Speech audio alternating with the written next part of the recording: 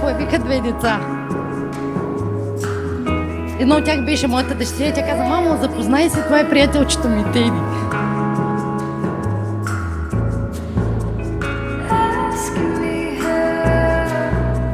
Нашите младоженци са невероятни като отделни личности, но още по-впечатляващи са като двойка.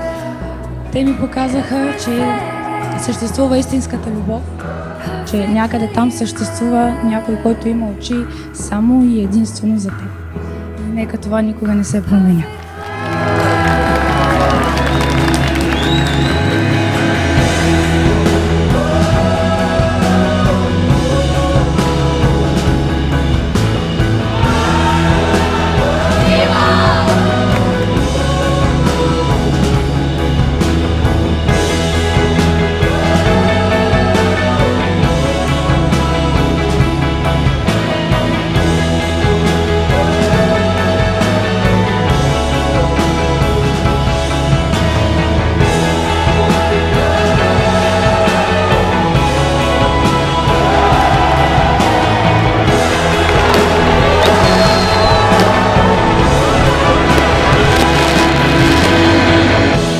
И когато един ден, след много години, се събудите и погледнете човека до себе си, нека видите там своя най-добър приятел.